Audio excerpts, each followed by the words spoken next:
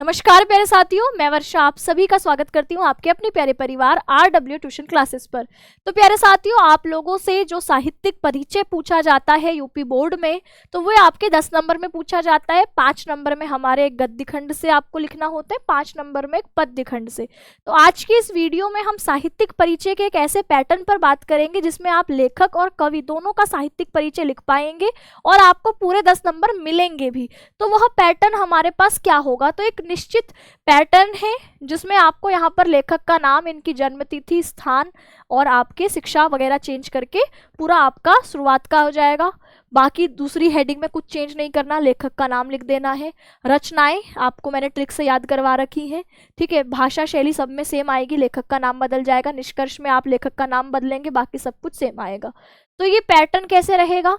जैसे मान लीजिए मुझे पूछा है सुमित्रा नंदन पंत जी का मैं साहित्यिक परिचय लिख रही हूँ, तो मैं यही लिखूंगी कि सुमित्रा नंदन पंत जी का जन्म 1900 ईस्वी को, स्थान लिख दीजिए कहाँ पर हुआ, तो आप कहेंगे अल्मोड़ा के कौसानी गांव उत्तराखंड में हुआ।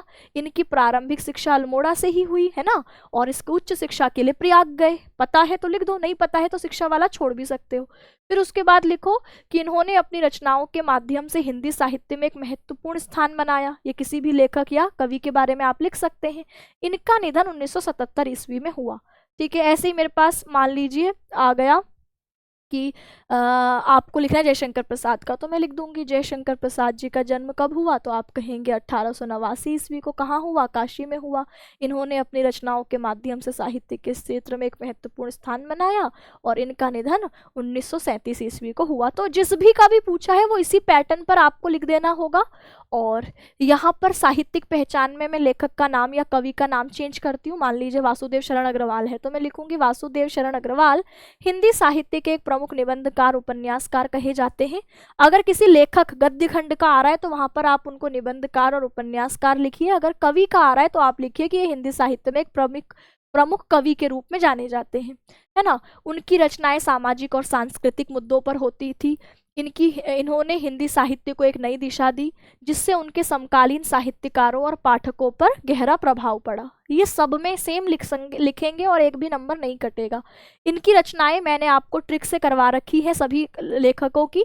अगर आप चाहते हैं कि अलग से एक 5 मिनट का वीडियो बन जाए जिसमें सभी लेखक और कवियों की रचनाएं ट्रिक से बता रखी हूँ, तो आप कमेंट कर दीजिएगा, मैं ऐसी वीडियो भी एक बना दूंगी।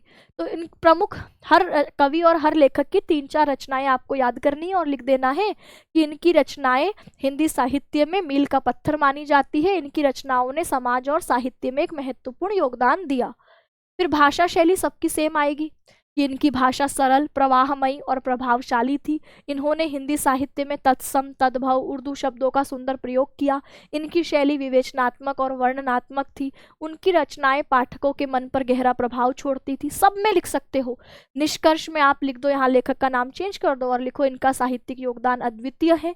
इनकी रचनाएं आज भी साहित्य प्रेमियों और आलोचकों के लिए प्रेरणा का स्रोत हैं।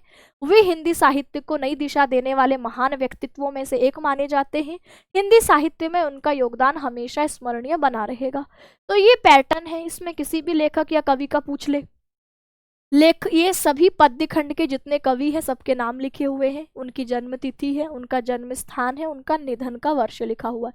इसका स्क्रीनशॉट ले लीजिए, जहां भी पढ़ते हैं वहां पर चिपका दीजिए। रोज रोज इस पर नजर जाती रहेगी तो याद रहेगा। वैसे मैं इंपॉर्टेंट साहित्यिक परिचय पद्य खंड में आपको बताऊं तो मैथिली शरण गुप्त और सुमित्रा नंदन पंत जी हैं।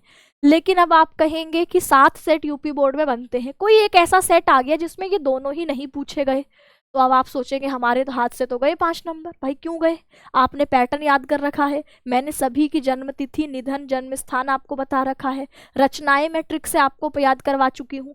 तो आपको उसी आधार पर एक साहित्यिक परिचय लिख देना है, तो आपको नंबर कहीं नहीं गए। तो इसीलिए आप लोगों को ये पैटर्न जरूर अपने दिमाग में बिठा लेना है।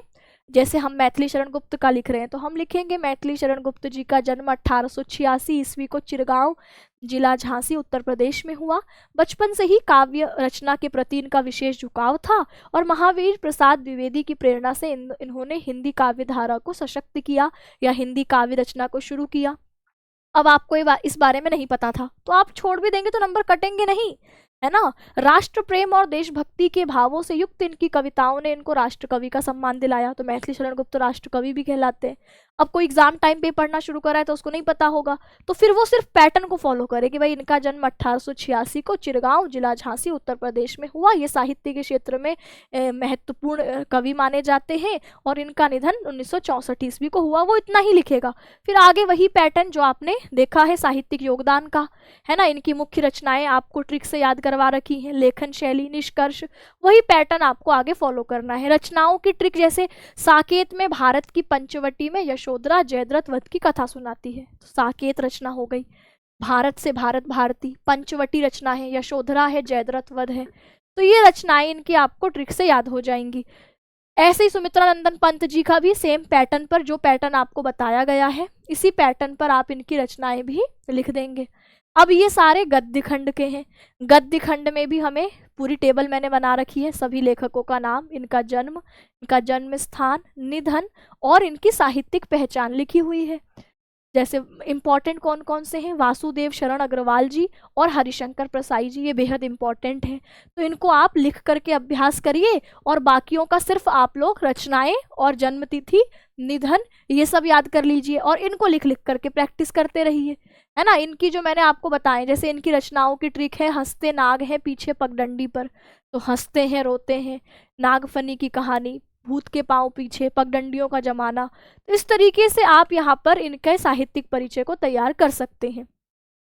तो अब आप लोगों को मैंने एक बात कही थी क्लास में कि मैं आप लोगों के, जैसे साहित्यिक परिचय है, साहित्यिक परिचय याद करना है। अब मैंने पैटर्न भी बता दिया, लेकिन तब भी कई सारे साथी हैं जो कॉपी पेन उठा करके लिख ही नहीं पा रहे, याद ही नहीं कर पा रहे, उनको याद ही नहीं हो रहा। तो याद करने का एक तरीका है, जैसे गाने, फिर हिंदी फिल्मों के गीत आपको याद हो जाते हैं, क्यों? क्योंकि आप उस गाने को बार बार सुनते हैं।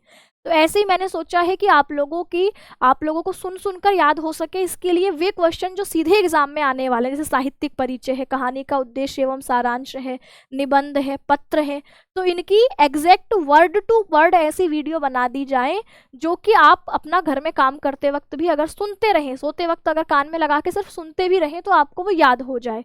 तो अगर ऐसी वीडियोस आप चाहते हैं तो कमेंट कर दीजिए, और मैं जल्दी ही आप लोगों की उस तरीके की वीडियोस रिकॉर्ड करना शुरू करूंगी। यहाँ बोर्ड पर तो मैं आपको बता ही रही हूँ, ये तो एक तरीके से हर चैप्टर की समरी है, हर चैप्टर का समरी बता दिया मैंने आपको, लेकिन एक वो वर्ड टू वर्ड जो लिखने वाला है, अगर ये सजेशन अच्छा है और आपको लगता है कि हाँ आप सुन करके याद कर सकते हैं, तो मुझे बता दीजिएगा। क्योंकि कई सारे साथी होंगे कि नहीं दीदी ऐसे हम सुन के याद नहीं होता, हमें तो ऐसे बोर्ड पे देख के याद होता है, या हम कैसे सुनेंगे, ऐसी कोई समस्या हो तो वो भी बता दीजिए। लेकिन जिसको लगता है कि हाँ भाई हमें अभी तक तो हमने कुछ याद नहीं किया, पर अगर इस तरीके से जैसे गाने हम लोग सुनते हैं, ऐसे ही हमारे चैप्टर्स का जो लिखना है हमें पेपर में, उसको अगर रिकॉर्ड करके दे दिया जाए तो हमें याद हो जाएगा। तो आप कमेंट में बताइएगा, मैं ऐसी वीडियोज़ भी बनाना शुरू कर दूँगी। क्योंकि हमारे पास 1.5 महीना रह गया है, 2 महीना रह गया है कुल मिला के। फरवरी में एग्जाम है तो 2 महीना कुल है। फरवरी में आपकी पढ़ाई होगी नहीं तो दिसंबर के 15 दिन और जनवरी का महीना, तो इसमें जी जान लगा दो। जो भी आप चाहते हो कि ये करवा दो तो मैं करवाने के लिए तैयार हूँ, बस आपको अच्छे नंबर हिंदी में लेकर के आने हैं, ठीक है। चलिए, तो आज की इस वीडियो को यहीं समाप्त करते हैं। कमेंट में आपके जवाब का इंतजार रहेगा। नमस्कार।